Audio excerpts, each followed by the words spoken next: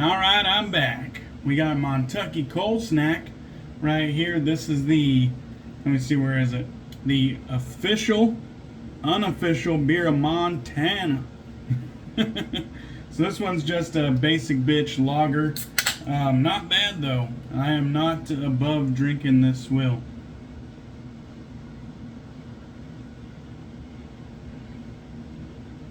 Hell yeah. Clean, crisp, light, refreshing. Does have a little bit of like bready malt sweetness. Very light, very low to no hops. Not really spicy or floral or anything like that. It's very clean, just basic bitch drinking beer.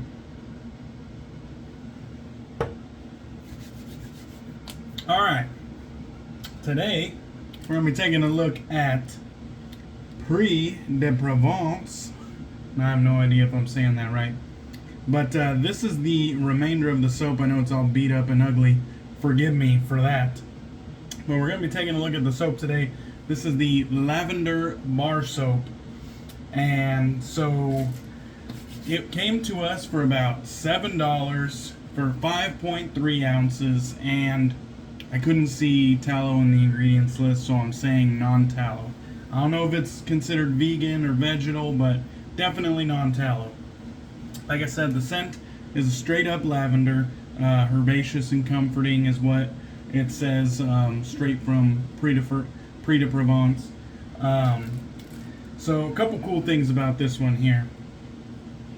It came in a rock hard bar that was smooth to the touch, other than the little embedded bits of grain or whatever the hell they have there. I don't know if it's bits of lavender flower itself. I'm kind of unsure about that. It would be pretty cool if that's what it was. It kind of looks like it, to be honest. It's quad milled, so you know there's a ton of triple milled soaps and shit like that. Provence is quad milled. That thing is rock hard, and $7 is really not too high up there either, in my opinion. Like, I've had plenty of artisan bath soaps that are more than $8 for not less than 5 ounces, but they go by like that. Like, you know, you use them in like a month, maybe a month and a week, and they're gone. This one I started 6/8/2022. So what is that? That's June 8th, 2022. Today is July 28th. And I still got a ton left. Like, to be honest, out of that 5-ounce bar, I probably got a solid 2 ounces left, maybe 2 ounces and some change. Like, I'm kind of right at the halfway point. I think this bitch is gonna last at least another month. Very, very nice longevity on this one. That quad milled processing really makes this one last a long time, and $7 is more than worth it in my opinion. Let's go ahead and get to lathering this thing so we could show you guys a look at the lather. And I'm just kind of wetting my loofah here, and we are going to get to the awkward loading of the soap down here. So this one, although it was quad milled, it wasn't very hard to load at all. The soap still comes off pretty easily, and one thing I noticed is that it doesn't really you don't really need like to use a ton of soap in order to get a good amount of suds. So that also kind of adds to the longevity of this thing. I don't need to load super heavy in order to get a good amount of suds with this thing, enough to you know, get the job done in the shower. But even if I did need to load heavy because of that quad milling, this thing was still gonna last, you know. That's just a flat out great addition to having a soap that's that fucking hard. Now, I don't know about the packaging, but this is the way it came to me. It was just had this little plastic wrap over it, kept it safe in transit, you know, good enough for me. I'm gonna go ahead and add a little bit of soap here, or add a little bit of water to the soap. So, one thing to note, it had a list of like quality characteristics about it. I didn't list all of them because, quite honestly, they were talking about, you know, harmful or bad ingredients, and they were using like the scientific terms that I couldn't pronounce if I tried. But you know, it said no GMOs, no titanium dioxide, free of parabens, DEA, BPA. I shouldn't have even wrote this one down, but phthalates. I don't even know what that is. But in other words, you know, cruelty-free, shit like that, pure ingredients used. This is a shea butter enriched bar soap. And you can see here we got plenty of suds building. It's a nice, gentle, kind of spicy, herbaceous lavender, very aromatherapeutic. Really easy to make a decent lather with this one. Whips together really fast. Gets the kind of volume you need to cover your body or whatever, what have you. I'm going to go ahead and try to squeegee some out of here, and then we'll talk about the lather a bit. Alright, let's try to squeegee some of this off. So, when using the Prix de Provence, I'll say this soap here, it was a pleasure to use.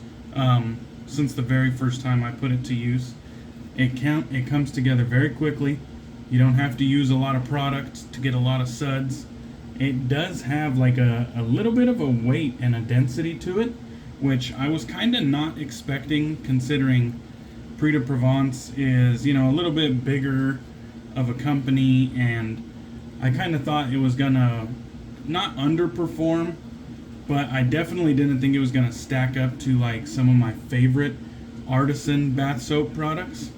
And I gotta say, it might not be as good as my favorite, but it blows some other ones out of the water, and it really stacks up favorably to even some of my favorites. Prix de Provence, man, it's really gonna be a hard to beat soap. Look at that, it's not even like really huge bubbles for a bath soap. You know, there's always gonna be like noticeable bubbles in a bath soap lather. It's just never gonna be that dense and bubble free unless you like really work it. I don't know, maybe you could get rid of them, but you're not doing that in the shower. You're just trying to get clean. But very nice, man. It does have a little bit of silkiness on the fingers. Definitely not the most silky I've ever felt, you know, but it definitely has a little bit of slickness to it, which leaves your skin feeling nice. I will say, afterwards, my skin isn't feeling like super supple and super soft, but it's definitely not feeling dry, so it leaves me on the positive side of you know, skin softness there. So really, I mean, as far as this one goes, I think it's gonna be hard to beat. You know, the price is right, the longevity is phenomenal. They come in a number of different options. They have a lot of options available, and they're all kind of like, you know, one note, crowd pleaser type, aromatherapeutic type scents.